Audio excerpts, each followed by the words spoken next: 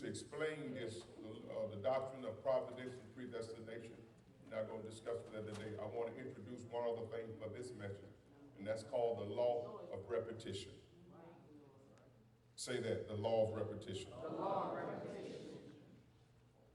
Say it again, the law. I want you to get this. The law of repetition. Talk about the doctrine of providence, predestination, and so forth. Here in this message, I'm going to work with this thing. This one right here, law of repetition. Say it one more time. I want you to get that, the law of repetition. Since this is part 2, I'm going to call it something that we're familiar with, deja vu.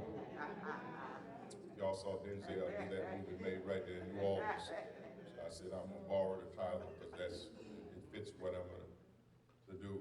I want to say deja vu. Deja vu. And I've been down this road before. Deja vu.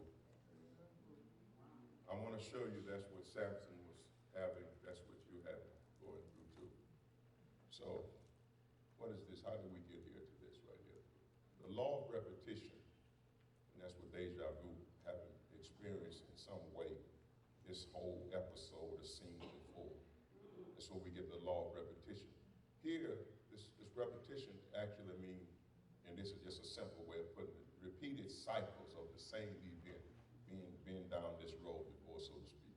But repeated cycles are something that keeps recurring, and you have this premonition, intuition, that this is familiar. You've experienced this, you've seen this, you've been this way before.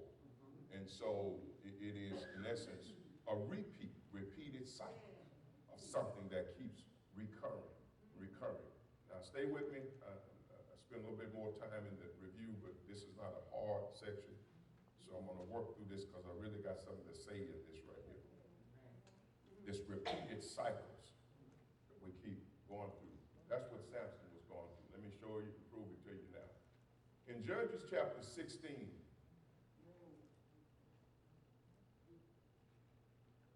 15, now it's for dash 1, but it's actually verse 15 and through 17.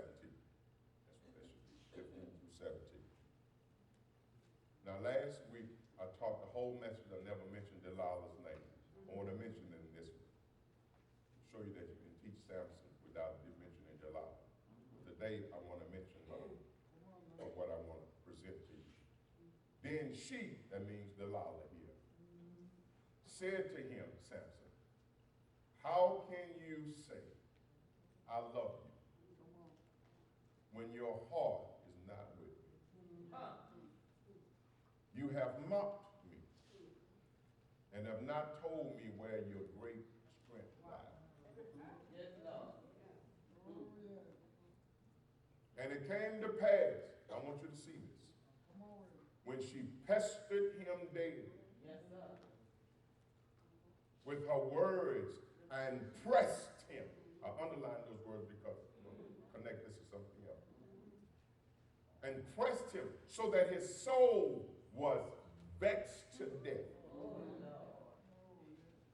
Then he told her all his heart and said to her, no razor has ever come upon my head, for I have been a Nazarite to God from my mother's womb.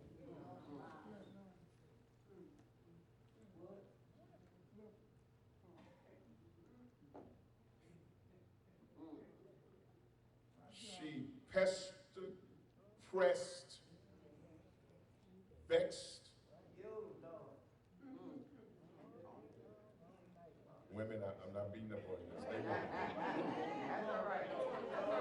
I need to say that. Come on. I all of a sudden feel a cool chill moving across me. I feel a real cool chill, as a matter of fact. It's all right. But like turn the heat on. It's real cold all of a sudden. So let me qualify, women. I'm not messing with you now. This ain't about you. Come on now. Come on, stay with me here. So can I go on and say it? Because I wanted to stress it, but I feel like maybe I need to park it right there. Move on. So let me say it. This ain't, come on, please don't take it. Stay with me. She pestered,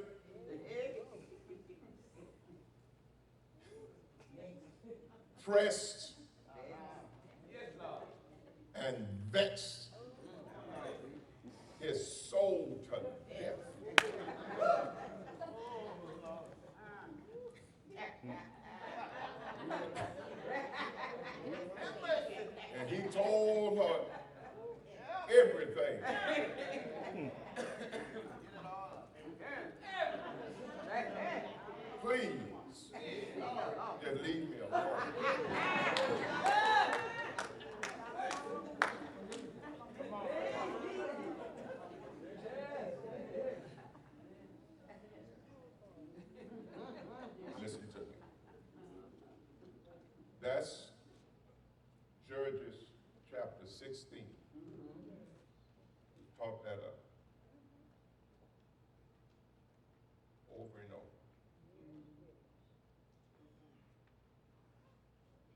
Let's go back to Judges 14. Then Samson's wife, that's the first wife,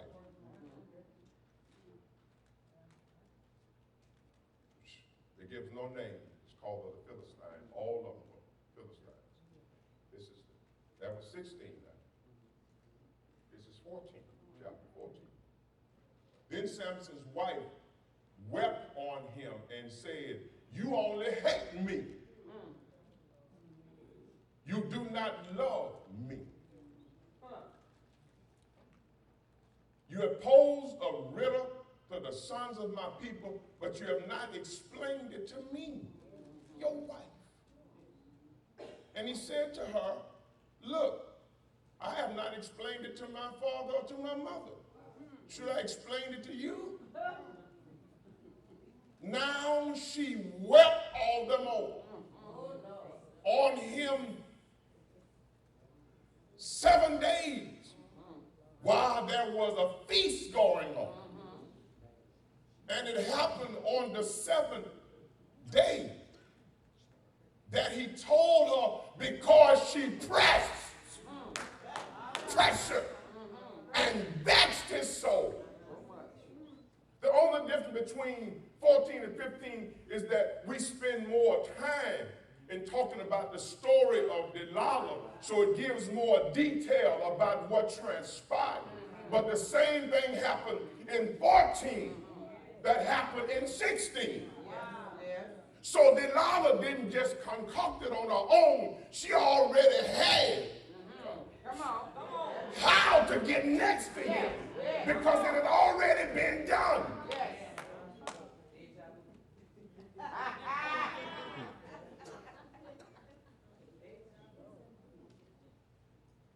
So if we're going to kill Delilah for what she did, let's kill this one too. Because she did the same thing first. I underlined it because when you translate the word press, which is in both of them, it all means the same thing. They use both the same words, meaning that the first wife did the exact same thing that Delilah did, or vice versa. Delilah did the exact thing that the first wife did. Meaning,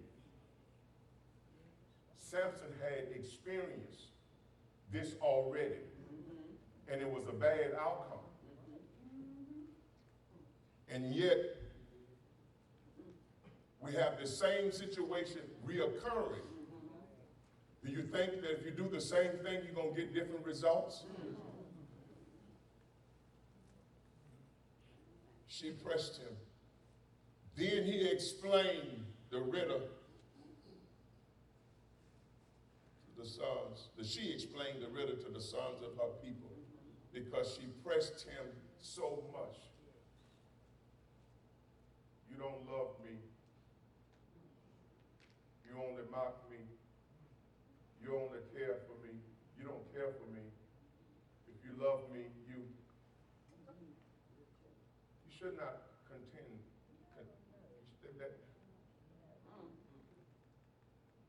That's not the way